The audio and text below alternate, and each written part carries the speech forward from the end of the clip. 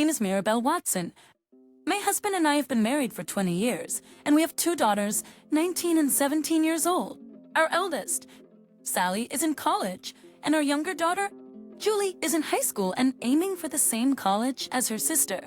My husband, who was raised in a wealthy family, with his father being a business owner, had a very different upbringing from mine, which was in a typical working-class family. He's an artist, but his work just doesn't sell.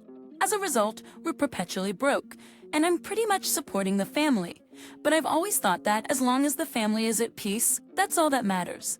However, that peace was suddenly shattered. It started when my husband brought home a pregnant woman. Who is she? I asked, seeing her leaning on my husband. They clearly didn't seem like just friends. My mistress, the F. She looked much younger. She and my 45-year-old husband were an odd match. How old is she? She's 30. The young, right?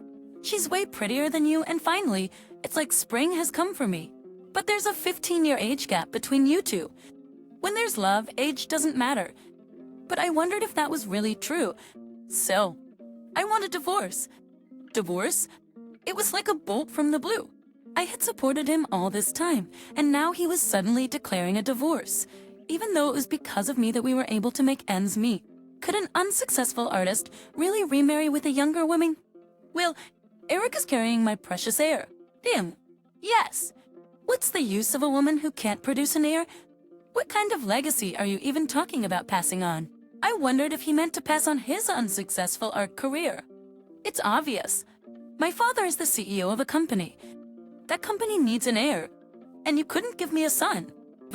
I was stunned. My husband had abandoned his family business, refusing to follow the path laid out by his parents. He's been drawing illustrations since his student days and got praised by friends for being good at it. He decided to live in the art world against his parents' wishes.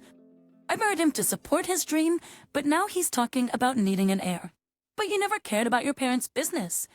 That was just youthful folly. I thought I didn't want a conventional life as a business owner, but being an artist is harder than I thought. Becoming a CEO seems easier. Plus, I'm the only heir. There's no one else, so I had to have a son. And you've been no help in that. You decided not to run the business, and now you want our child to do it. If he takes over, we'll be set for life. He'll be the CEO when he grows up, and I'll be living easy. But you said you didn't want to. I hated the idea, but now I see the appeal of being a CEO. But I can't give up art, so my child will be the heir. My father won't object to his grandson becoming CEO. It seems he's dreaming big again. He's always been a dreamer, believing he'll be a famous illustrator, drawing every day without working. No matter how unsellable his art was, he kept saying having a goal is what makes life worth living. Now, he wants the child to be the CEO. Even though we have children, girls are no good. They just think about getting married. There's no point in investing in something so uncertain. Is that how you've seen our daughters? Yes. I've always thought girls are no good. So that's why you took a mistress? It's more effective than having a woman who can only give birth to girls. I made a child with another woman to protect the company. It's all for preserving my father's business? That's ridiculous. What's so ridiculous? Women are just a financial burden. No matter how you raise them, they end up with someone else. A complete waste. So for the past 19 years, since our children were born, you've seen them as a waste? Exactly. Girls are a waste. Now I understand. When he learned our first child was a girl, he stopped coming home. He even tried to make me miscarry by making me carry heavy things during pregnancy. But she was born, and he didn't let me rest after giving birth. He made me do housework from the day I left the hospital. When we had our second child, he was careful until he found out it was a girl. Then it was the same all over again. I couldn't even buy them pretty clothes, because he said spending money on girls was pointless. I started working part-time, working hard for the kids. Seeing this, he stopped working entirely, even turning down illustration jobs he didn't like. I've endured because of my in-laws. They've always treated girls and boys equally, and they've been a great support. The only one who insisted that the heir had to be a boy was my ex-husband. And you get it, right? That's why we're getting divorced. You can have the kids. All right, I understand, I replied. After signing the divorce papers, I told him, I'm sorry for only being able to give birth to girls. I don't need alimony or child support. Just stay out of our lives.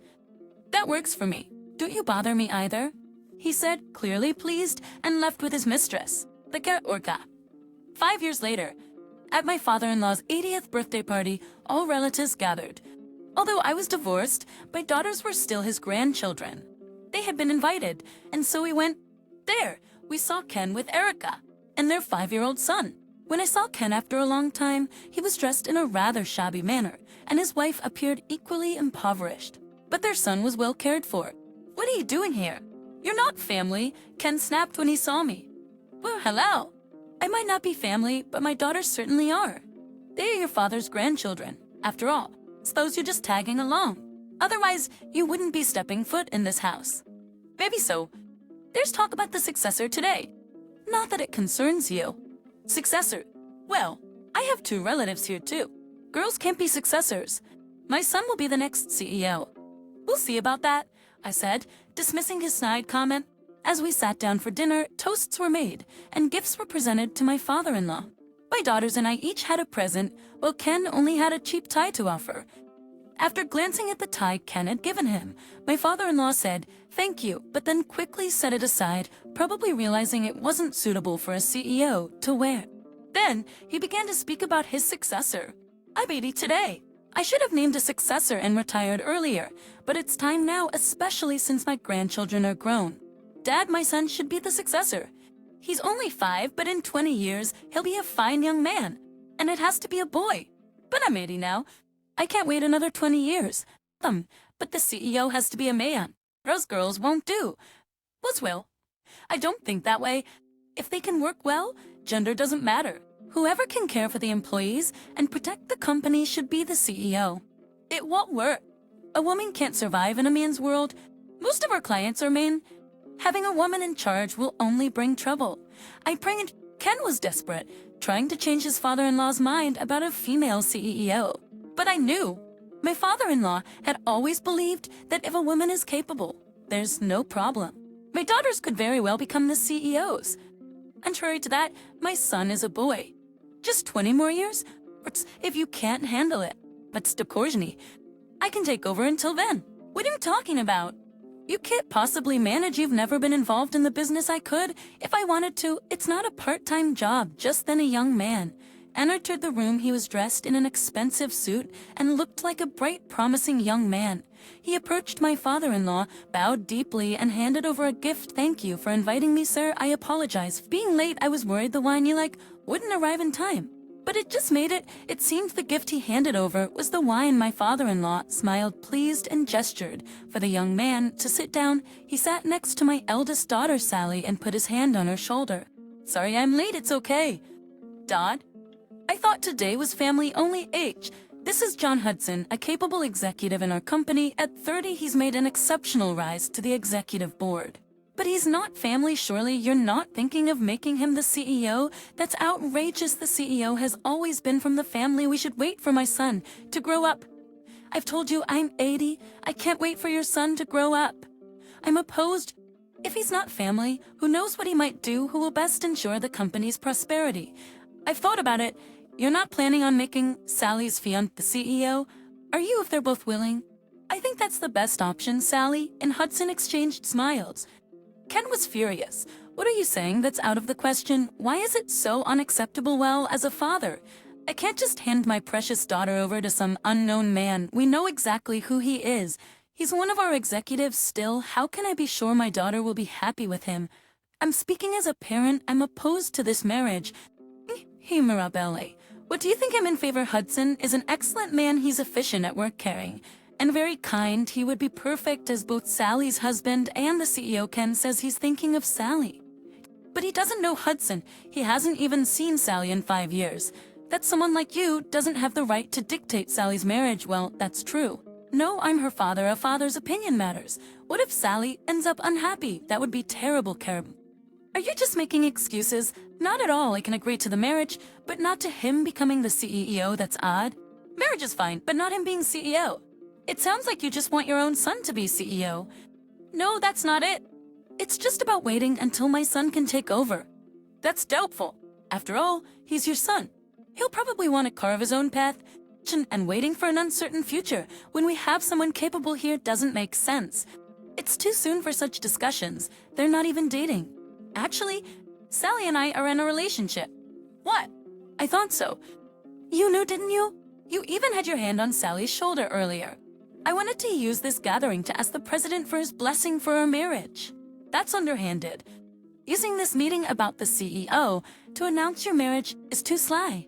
I didn't know today would be about such important matters. Lies. You knew all along. Dad. I really didn't know. I just wanted to report our marriage to Grandpa. It's rare for us all to be together, so today seemed like the perfect timing. That's ridiculous. Clicked a marriage report without knowing? This is a conspiracy. You must have had plans to become CEO. No, there was nothing like that. I don't believe it. The next CEO will be my son. He's a blood relative. Ken, you're being ridiculous. Our child's marriage and Hudson becoming CEO are two separate matters. No, Dad must have said if you marry, he'll make you CEO. That's why you proposed, right? Being the CEO's grandson-in-law is a great catch. Dad, that's awful. Hudson isn't like that. How would I know? Where did you even meet this guy? I introduced Sally to Hudson, but to support the family.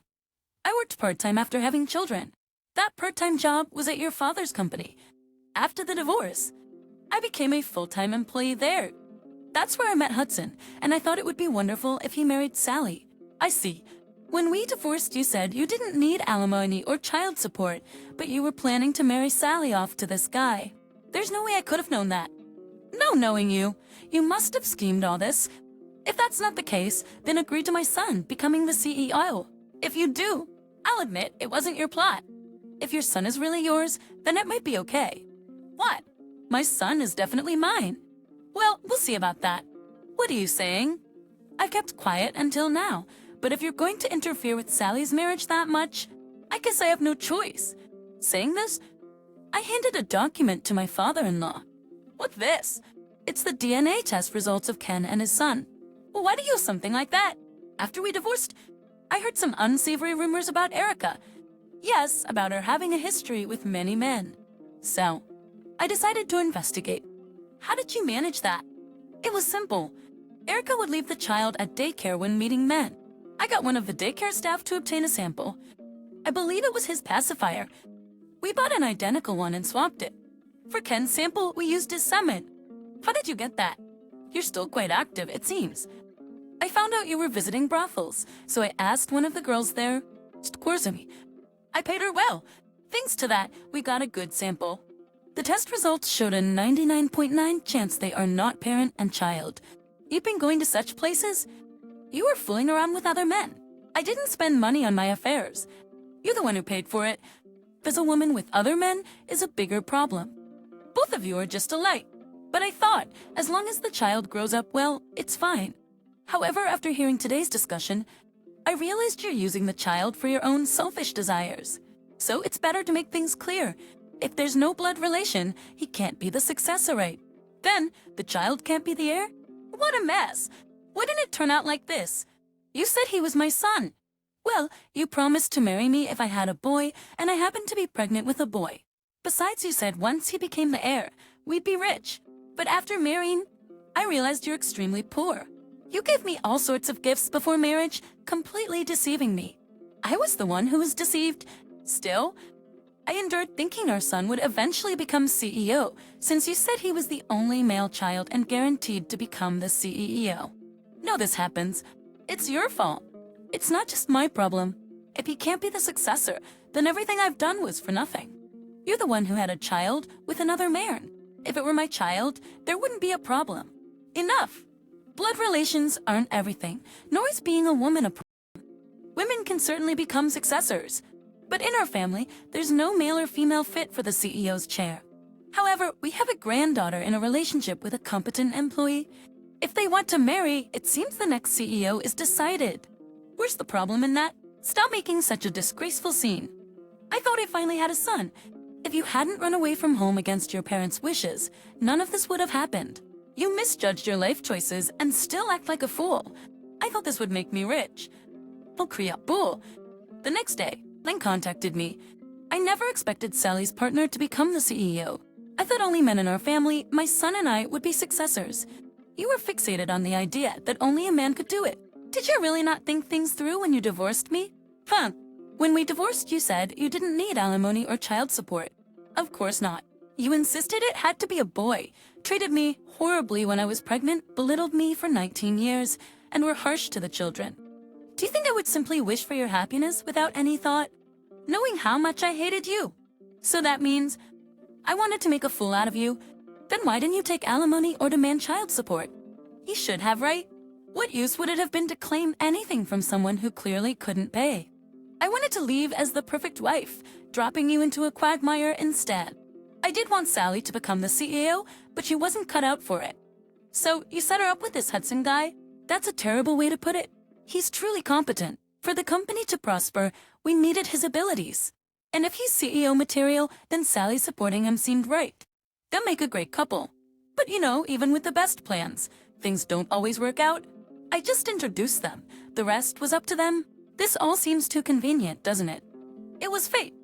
Eventually, he'll become the CEO. Sally will be the CEO's wife, and I'll be in the background.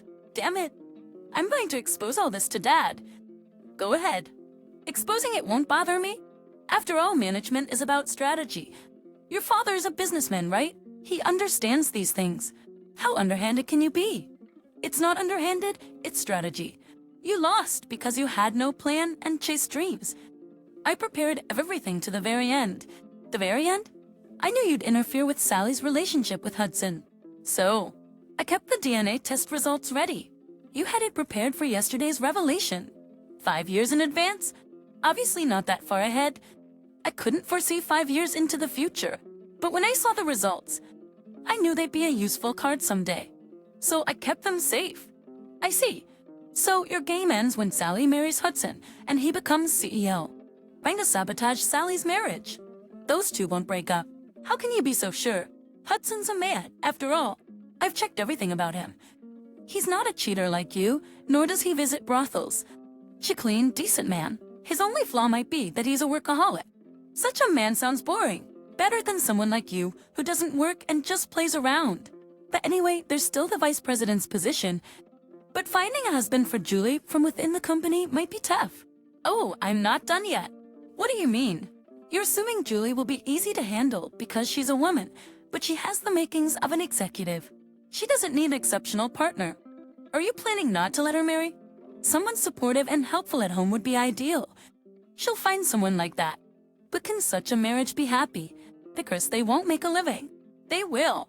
Julie will be the vice president. Vice president? Julie is a woman, you know. A man who understands and supports her work would be perfect. Even someone who's willing to be a stay-at-home husband. That's not a man. Better than someone who doesn't work properly and only draws unsuccessful illustrations. Damn it! But who knows if Julie will really become the vice president? A woman is just a woman after all.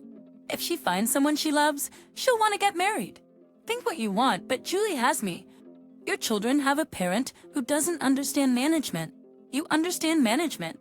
Yes, no need to worry. I've learned a lot from your father.